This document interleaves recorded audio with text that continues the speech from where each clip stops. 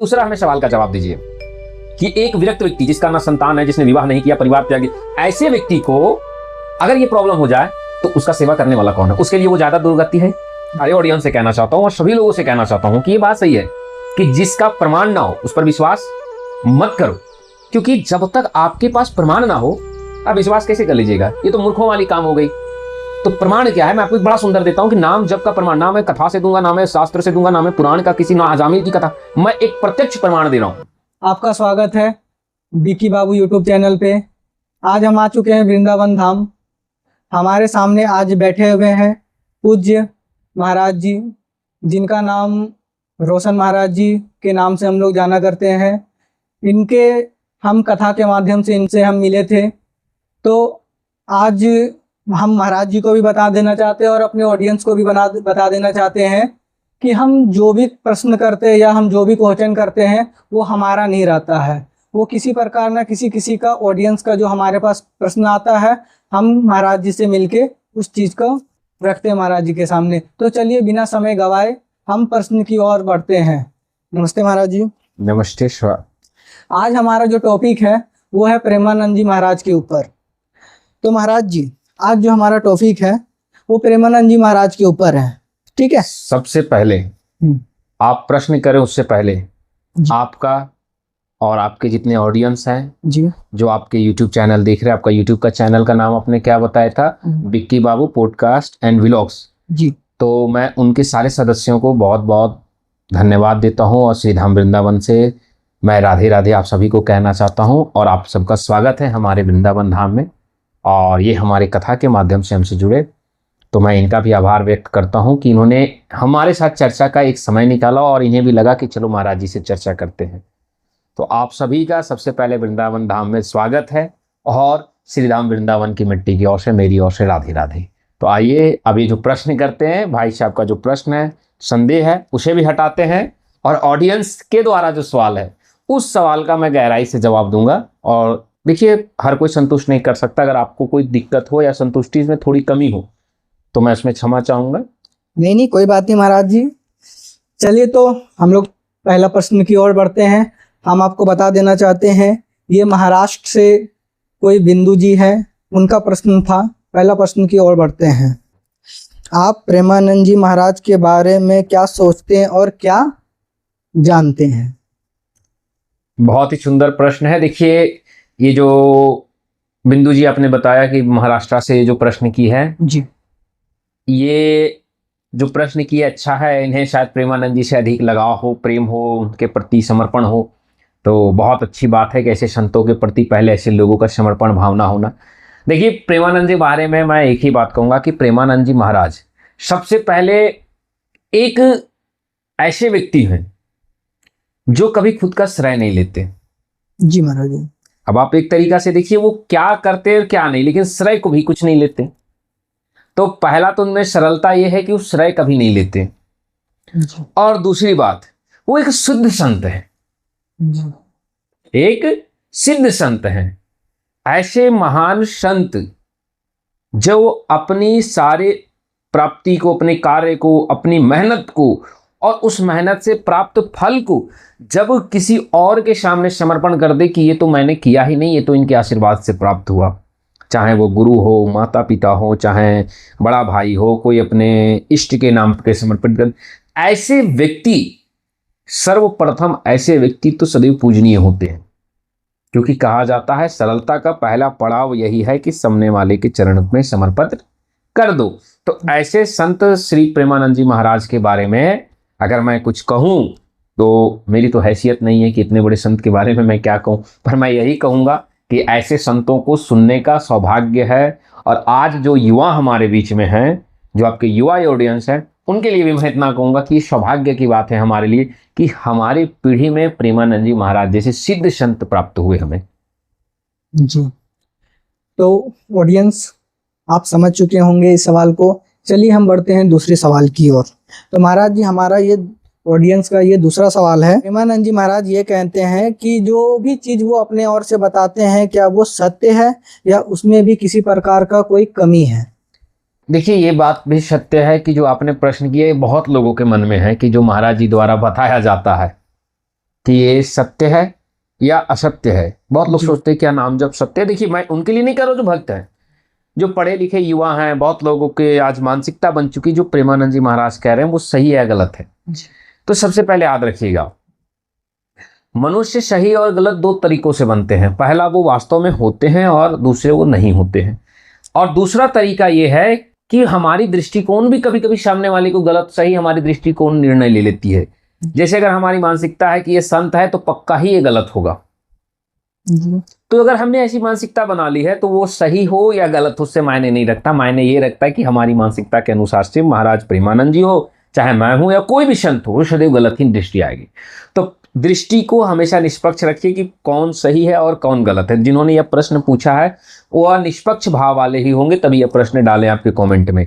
तो मैं बता देता हूं, देखिए प्रेमानंद जी महाराज बहुत ही सरल संत हैं।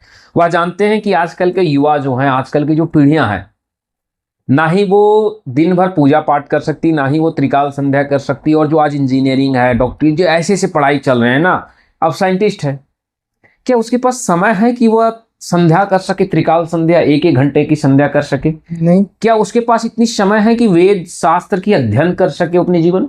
अब एक व्यक्ति जो साइंस पढ़ रहा है, मोटर पार्ट्स पढ़ रहा है, क्या वो 1 घंटा या 4 घंटे निकाल करके गुरुकुल या कहीं पे वेद पढ़ सकता है? तो महाराज जी ने कहा कि ठीक है, आप कुछ नहीं पढ़े हैं, परंतु आपने एक चीज तो पढ़ा है कि हमारा घर में एक देवता राम है, कृष्ण है, हनुमान है, श्याम, कोई तो आपके इष्ट होंगे। इतना तो पढ़े हैं कि हनुमान नाम तो पढ़ सकते हैं। जी। तो उन्होंने साधारणता लोगों को बता दिया कि जब दुनिया में सारे मार्ग बंद हो जाए तो आप अपने इष्ट के शरण में चले जाइए। और अगर आप इष्ट के शरण में चले गए तो आपको संसार में कोई भी पराजित नहीं कर सकता है। और इष्ट से बड़ा कोई नहीं होता, क्योंकि शिव महा चालीसा के ऊपर पढ़िए तो वहां पे लिखा है, माँ तो पिता भ्राता सब कोई, संकट में पूछत नहीं कोई। संकट में ये सब क्या, आप बीमार पड़ जाएंगे, आपकी मृत्यु हो गई तो माता आपके साथ थोड़ जाएगी, लेकिन मरने के बाद भी जो काम देगा वो इष्ट होता है। इसीलिए हमारे जो महाराज जी हैं वो बड़ा साधारणता बता रहे हैं कि जो नए जनरेशन के लड़के हैं कि आप अगर नहीं पढ़ पा रहे हैं शास्त्र पुराण को, वेद को, तो ठीक है, कोई समस्या नहीं है, बस लेकिन गलत मार्ग पर मत जाइए। अब सही मार्ग पे नाम जप में आ जाइए, नाम जपिए, 10 बार ही सही राम राम राम राधा राधा कीजिए, लेकिन अपने इष्ट की ओर जुड़ाव सदैव रखिए। और जब आप इष्ट से जुड़ेंगे तभी ऐसा होगा कि आप धर्म से जुड़ेंगे, और जो धर्म से जुड़ेगा तभी तो वो संस्कृति से जुड़ेगा। तो उन्होंने सीधी सी बात बोली, भैया इष्ट से जुड़ो। तो महाराज जी हम लोग चलते हैं तीसरी क्वेश्चन की ओर। ठीक है, जैसे अभी आपने बताया कि कोई भागवत नहीं पढ़ सकते, कोई पुराण नहीं पढ़ सकते हैं, तो उसी प्रकार में प्रेमानंद जी महाराज ये कहते हैं कि नाम जप कीजिए, चाहे वो राधा राधा हो, चाहे वो राम राम हो। तो किसी ऑडियंस का ये तीसरा क्वेश्चन इसी पे है कि प्रेमानंद जी महाराज हमेशा यही कहते हैं कि नाम जप कीजिए, ठीक है, तो क्या सच में नाम जाप करने से किसी चीज का हमारा दुख या कष्ट या किसी चीज का जो हमें आशा है, क्या सच में ये प्राप्त होता है? और अगर प्राप्त होता है तो क्या इस चीज का कोई किसी प्रकार का प्रूफ या फिर किसी प्रकार का ये उदाहरण दिया जा सकता है जो कहीं किसी पुस्तकों में ना हो? ये मतलब ऐसे किसी को दिखा के प्रमाण किया जा सकता है? देखिए, आपने जो यह बात कही कि नाम जप से क्या लाभ होती है, आपका प्रत्यक्ष सवाल यही था। जी महाराज जी। और इसका कोई प्रमाण चाहिए। ये बात मैं आपके सारे ऑडियंस से कहना चाहता हूं और सभी लोगों से कहना चाहता हूं कि ये बात सही है कि जिसका प्रमाण ना हो उस पर विश्वास मत करो, क्योंकि जब तक आपके पास प्रमाण ना हो आप विश्वास कैसे कर लीजिएगा? ये तो मूर्खों वाली काम हो गई।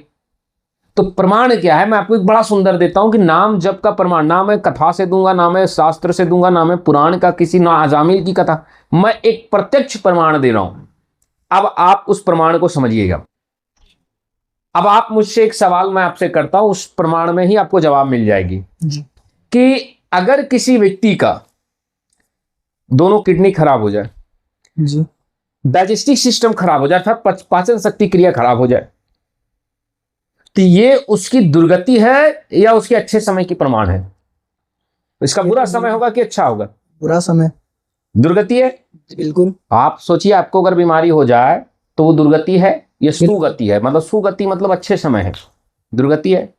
अब दूसरा हमें सवाल का जवाब दीजिए कि एक विरक्त व्यक्ति जिसका ना संतान है, जिसने विवाह नहीं किया, परिवार त्याग दिया, ऐसे व्यक्ति को अगर ये प्रॉब्लम हो जाए तो उसका सेवा करने वाला कौन है? उसके लिए वो ज्यादा दुर्गति है? बहुत बहुत।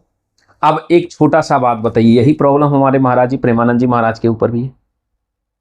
और क्या मैं यही चीज लोगों को भी समझाता हूं कि नाम जप हो या कुछ भी हो, भाग्य आपने शायद भाग्य में हो या पूर्व जन्म का कोई कर्म हो, तो वो जो होना वाला था वो तो होकर ही रहेगा। इसीलिए हमारे राम जी जैसे परम पिता परमेश्वर जो स्वयं राम थे, वो लक्ष्मण जी को कह रहे हैं कि भाग्य को बदलने की साहस किसी मनुष्य में नहीं है। भाग्य कभी नहीं बदलता है, इसीलिए जो हम वन जा रहे हैं हमारे भाग्य में होगा। तो यहाँ प्रेमानंद जी महाराज का मैं उदाहरण दे रहा हूं कि जो उनके अंदर था, मान लीजिए उनका भाग्य हो, पूर्व कर्मों का फल हो, परंतु ये उनके दुर्गति थी, परंतु राम नाम या राधा नाम जब वो जपने लगे जी महाराज, तो आप सोचिए कि अब वही चीज उनकी प्रसिद्धि का कारण बना।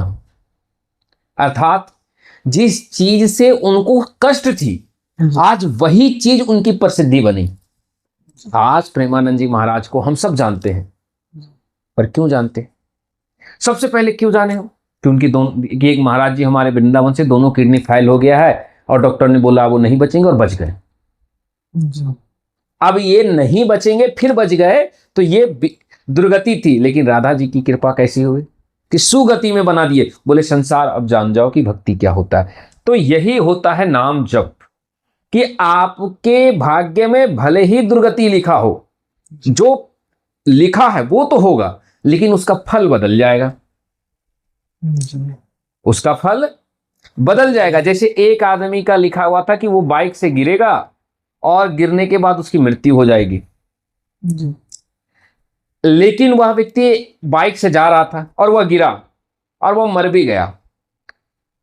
और जब वह मर गया, गिर गया, तो भी वहां एक न्यूज आती है कि 2 कदम आगे एक पुल ढहा था और उस पुल में दबने से कई लोग मर भी गए, कई विकलांग हो गए।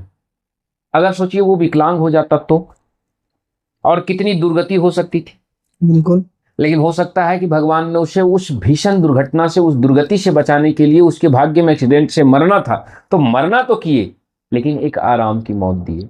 क्योंकि नियति नहीं बदल सकती। मैं तो स्पष्ट कहता हूं कि भाग्य इसलिए नहीं बदल सकती कि भगवान अगर भाग्य बदल देंगे तो हर मानव यही चीज सोचेगा, फिर संसार का जो चक्र है, ये संसार चक्र टिकेगा? बिल्कुल नहीं। कोई मरना चाहता है? कोई भी मरना चाहता है? बिल्कुल नहीं महाराज। लेकिन राधा जी की कृपा कैसी थी कि जो दुर्गति थी उसको सुगति में बदल दिए। राधा नाम की ऐसी कृपा कि जिनको था बिस्तर सैया, आज मखमल के गद्दे पे बैठ रहे हैं हमारे महाराज जी। ये राधा जी क्या कृपा है। हम और आप हमारे पास आए प्रेमानंद जी के बारे में चर्चा करना, एक छोटी सी बात है। आप कैसे जाने? राधा नाम से ही। बिल्कुल। वरना आप क्यों जानते? बिल्कुल। बस यही राधा जी की कृपा है कि जो चीज उनको आज, वो शायद अस्पताल में होते या आज उनकी दुर्गति होती, लेकिन राधा जी की कृपा ने उन्हें सुगति बना दी। यही प्रेमानंद जी महाराज हमारे आज देश को सिखा रहे हैं कि बेटा तुम सही मार्ग पर चलो। अगर ईश्वर के चरण पकड़ कर चलोगे, अपनी इष्ट की चरण पकड़ करके चलोगे, तो तुम्हारे भाग्य में भले ही भाग्य बुरा लिखा हो, पर उसका फल दुर्गति कभी नहीं हो सकता है, वो सुगति हो जाएगी। इसका भाव ये हुआ कि नाम जप का लाभ हो, फल बदल सकता है, कर्म का दंड तो मिलेगा, जो भाग्य लिखा वो होगा, बस फल का परिवर्तन ही। इसीलिए हमारे यहाँ क्या है, कर्म करो फल की चिंता मत करो, क्योंकि फल बदलता है, कर्म नहीं बदलता। जो कर्म किया वो तो बदलेगा ही नहीं। चलिए, हमारा क्वेश्चन आज वीडियो यहीं पे समाप्त होती है। नेक्स्ट एपिसोड में मिलते हैं। जिनके भी मन में किसी प्रकार का सवाल हो, कृपया आप कमेंट में करें। हम दूसरे क्वेश्चन लेके फिर महाराज जी से मिलेंगे। नमस्कार। आप सभी को श्री जी महाराज यानी मेरी ओर से नमस्कार, राधे श्याम। फिर मिलते हैं, और आप हमारे भी चैनल, हमारी भी कथाओं में जुड़ सकते हैं। आप हमारे भी YouTube चैनल से आप जुड़ सकते हैं। साथ ही साथ जो भी हमारी जानकारी है आप हमारे चैनल से भी प्राप्त कर सकते हैं। अगर आप हमसे मिलना भी चाहें तो श्री धाम वृंदावन में आ सकते हैं। और सबसे मूल भाव से मैं एक बात कहना चाहता हूँ, अगर मेरी बात किसी को तनिक मात्र भी बुरा लगा हो, या शायद हम महाराज जी जैसे बड़े संत को, शायद प्रेमानंद जी महाराज जैसे परम ज्ञानी संत को, दयालु संत को, सरल संत को हम ना समझ पाए हों, या जो मैंने उनके प्रति बोलना का उत्तर देने की कोशिश की शायद उसमें कुछ त्रुटि रह गई हो, तो आप सभी से क्षमा चाहता हूं। क्योंकि किसी का अपमान तो क्षमा हो सकता है, पर संत का अपमान, गौ का अपमान कभी भी क्षमा योग्य नहीं होता है। इसलिए मैं नहीं चाहता हूं कि ऐसा कोई पाप कर बैठूं बिना क्षमा मांगे, जिससे कि संत का अपमान हो, और वो भी प्रेमानंद जी महाराज जैसे सिद्ध संत की। ये मैं कभी नहीं कर सकता, इसलिए आपसे क्षमा चाहता हूं और आपसे फिर मिलता हूं श्री धाम वृंदावन में। स्वागत है और धन्यवाद। जय श्री राम। राधे राधे।